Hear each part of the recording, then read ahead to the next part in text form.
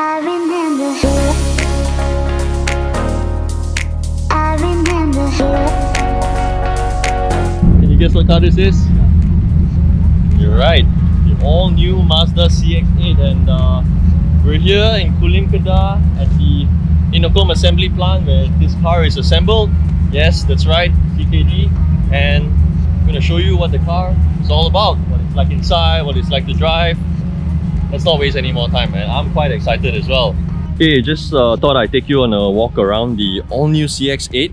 On the outside, there's really not much to tell between the different models, the high-spec models and the non-high-spec models, except for the rims perhaps. So they all use the same design rims, 19-inch with 225/55 width tires. The size of this wheel, the model of this tire, the width and the profile is actually exactly the same as the ones on the CX-9. So these are the ones on the lower end models, and on the higher end models you get this sort of darker gunmetal grey design. But as for the front, they're entirely the same. These headlamps, man, while they may look the same as the CX-5, but I've been told they are actually different. They wouldn't fit in the CX-5. Part number is different as well, and the grille design, man, if you noticed, it's new as well. You get these horizontal lines that run across the badge now, as opposed to the mesh design that you get in like the CX-5 and the other models. Fog light is still the same. Just to show you the difference between the second row seats. So this one comes with the center console, right? Opens this way, then you get your charging ports there. Dual 2.1 charging ports, and then you get your seat warming button controls here, cup holders. It's fixed, you can't move it, you can't remove it, and I don't know, man, I think this would actually be quite a nuisance when it comes to, you know, air circulation and all that. Yeah, perhaps it's gotta be pushed up all the time, or just maybe slightly lower. But this is the difference, man, between the models with the center console, right, and the ones without. Look how much more different this is. A really nice spacious aisle for you to climb up and hop into the third row seats. I think this is way more convenient. This is way more suitable for the purpose that people are buying 7-seater cars. You know, yeah, you can do this and then push the seat forwards, but you know, can you imagine in the rain, in tight spaces and all that, you know, having to go in and out like that? Especially for someone like me who is quite tall, I have to climb up, I have to crouch, I have to dip my head. It's not really convenient, man, you know. Whether to move front and back or to recline, they're all manual. And just look at the restriction-free center aisle, man. I honestly think this would be the best seller.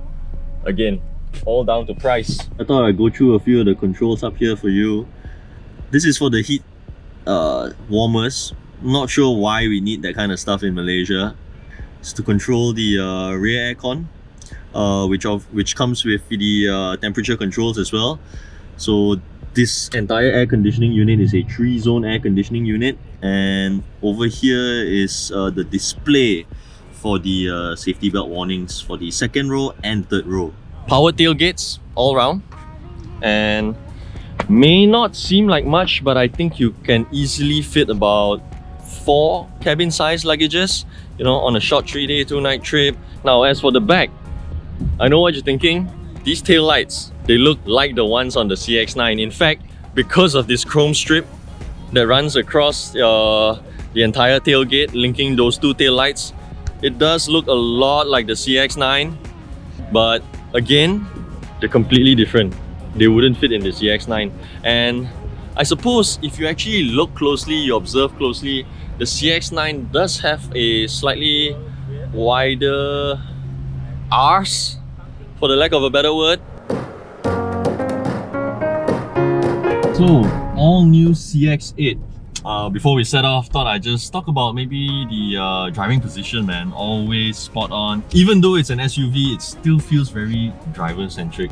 Although this is the base model, you don't get the wood trim here like in the higher spec models. You get fabric here instead of leather. Fabric seats, of course, doesn't feel cheap. Somehow they've always managed to maintain a very premium vibe, very luxurious vibe to it. Love it, man. Trying to merge to the main road, low speed, very responsive, very perky. I mean, I guess one of the biggest advantages of an NA engine, just tap the throttle and the car goes, man. And this one isn't any different. Going through some really uneven, gravelly roads, car seems to soak up all the bumps and humps and the undulations really well, man. We've just driven the 2.5 litre petrol-powered turbocharged CX-8. This one feels so much more comfortable, man. So before I go on rambling about how the car feels in terms of acceleration and all that, thought I'd just give you a bit of background on this car. 4 variants, 3 2.5 litre front-wheel drive models, and the highest spec being a 2.2 litre turbo diesel all-wheel drive model. All models are paired to the 6-speed automatic transmission with your manual shifter and all that. No pedal shifters. Is that really that big of a deal? I don't know, that's for you to decide. Personally, it would be nice to have it, but I don't think it will be such a big deal without it. So this being the 2.5 litre naturally aspirated petrol powered model, it makes about 198 horsepower thereabout and about 250 Newton meters of torque. Just based on the first impressions, engine is really happy to rev.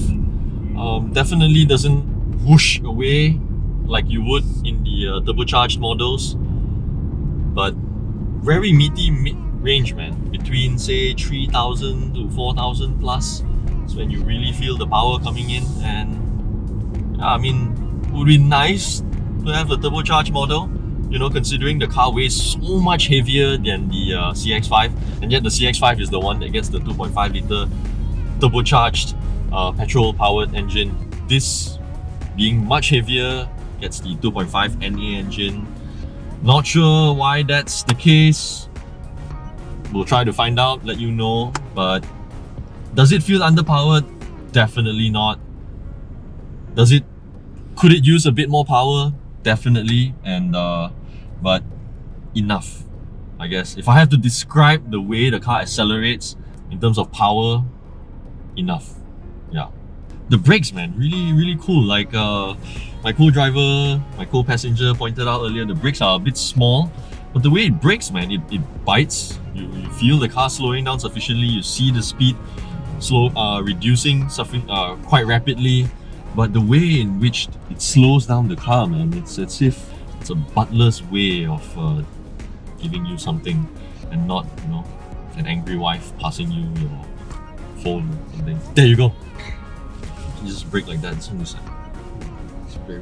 very poised, very gentle. It's a very fitting characteristic, man. It's fitting to the characteristic, the image of the car, man. Very premium, very mature, you know. The braking is not like, it's hard. I don't know how else to describe to you, man, but it's good. So yeah, I'm just pulling away 3,000 to 4,000, 5,000. You don't feel the power loss between the gears. It syncs, man, really nicely between the engine and the transmission.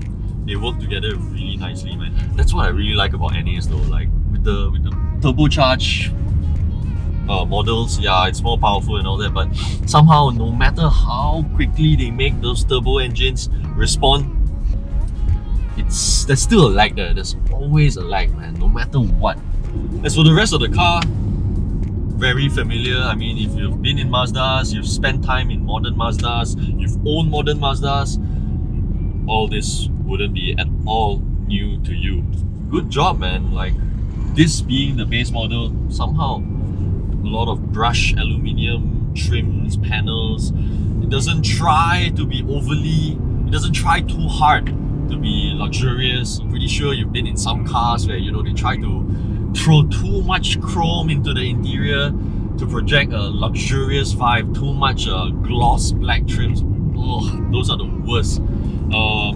And you guys know I hate it, man. Like those gloss black trims, those are the worst in terms of reflection, fingerprints, dust.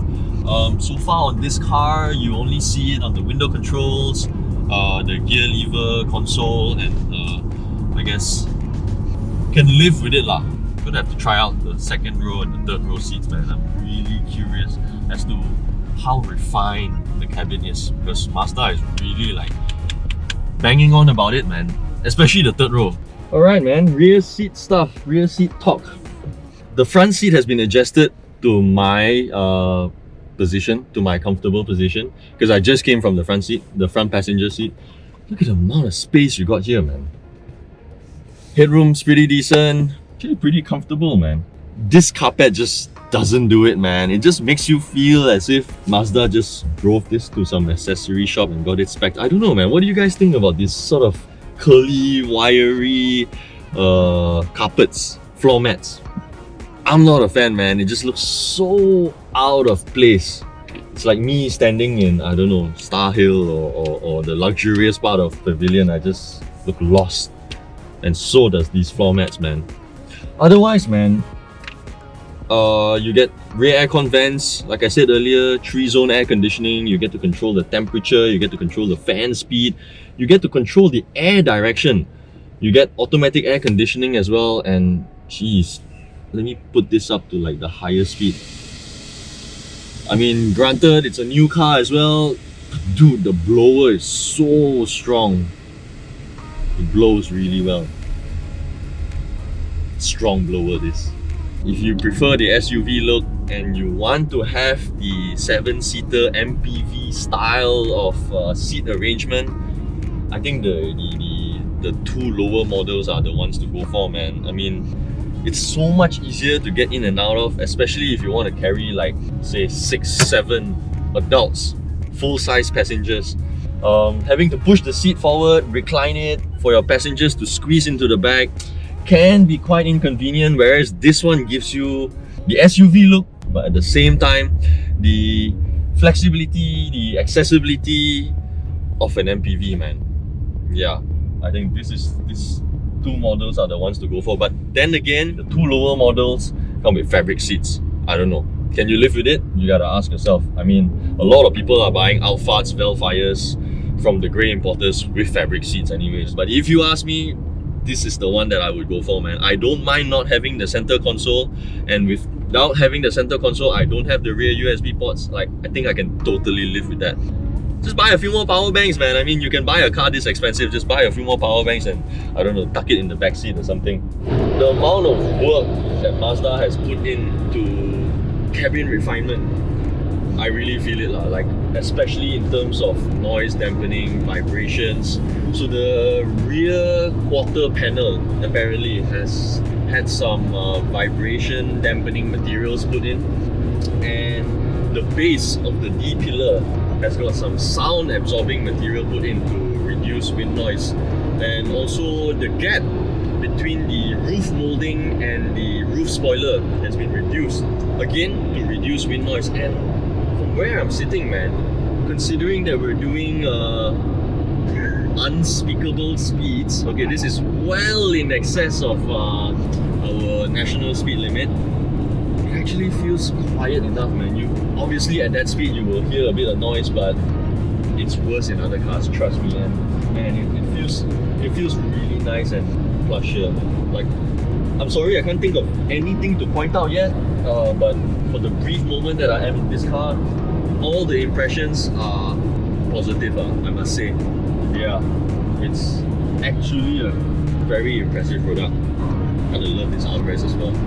Yo, Kaining, show the viewers, man, what are the benefits if you buy the CX-8 with the center aisle? Oh, you can do like that. No, not dancing. I'm talking about sitting. How you can stretch your legs. Yeah, man. The CX-8 without the center console. Check out how far ahead you can stretch your legs. I find the captain seats make more sense as the aircon can really reach me at the back, you know. But I think the one with the console will block the aircon. I can really feel the aircon back here right now. Okay, I'm 180 centimeters tall. Mazda says that the third row can accommodate occupants up to 170 centimeters tall. Let me repeat that. I think for a short distance, I can definitely see myself being comfortable at the back here. Not for too long. Maybe, I don't know, Ipoh, Penang. Yeah, but still, man, I don't feel like my hair is rubbing against the headlining. I guess if you sort of lean forward, you slouch a bit in a lazy position, it can be quite comfortable, man. Cup holders are really thoughtful. So Mazda actually highlighted that there is about 75 mm of foot space, and well, I mean, I don't have a ruler at the moment, but half my shoes, half my size 9.5 shoes can actually tuck underneath the second row seats, and I wouldn't complain about space, man. But these are meant for 2 passengers. The third row is meant for 2 passengers, maybe 3 kids. But even then, you are pushing your luck in terms of safety, because I think there are only 2 safety belts. But still, man, I mean, I've got the speaking of the aircon blowers earlier, I've got the fan speed to the lowest speed. I can still feel the air, man. It's very mild, but I can still feel it. It's a light blow, a gentle blow. If Mazda can price this thing competitively, man, this is definitely one of the most attractive 7-seaters out there, man. Because of the equipment that it has, man. I mean, go check it out. The article link is definitely in the description below. Go check it out, man. The specs are pretty insane. Like, all 4 variants, from the base model to the highest spec, they get pretty much the same equipment, except for maybe the iActive Sense driver assistance systems. The base model or the 2 base models are lacking a few, but really negligible, man. Negligible, if you ask me. The ride comfort, man. I mean, granted, the car is not moving now, but while it was moving, dude, you don't feel like you're sort of jolted around too much. I'm pretty sure a lot of you guys have sat in the back of 7-seater SUVs. You know how that feels like, man. Like, it's not comfortable. It's really like for you to, you know, pick up your family from the house to go to a restaurant nearby. But that's it, man. I think any further on a highway, on a bumpy highway, you'll be bouncing along like that. It won't be pleasant. Hard ride. U-turn. The way the car sits, man. I mean, it's not on the best tires, but the way the car sits, how composed it is, going through hard bends.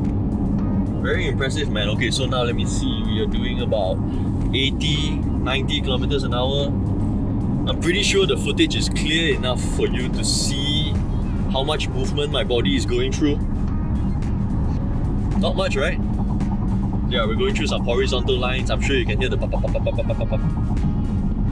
It's really refined, man. Like I said again, first impression, top marks. Top marks. I can't put a figure to it, but top marks. Hopefully, when we get to review the car for a longer period, when we get to have the car for a longer period, I'll be able to point out a few of the inconveniences. But at the moment, considering, you know, this is a brief, very, very short drive, I'm blown away, man. Again, so we're cruising at about 120 now. It's all good, man. Definitely a bit more noise from the second row, but not the worst. Definitely not the worst. So this is the Mazda CX-8. Thanks for watching, guys. I remember her.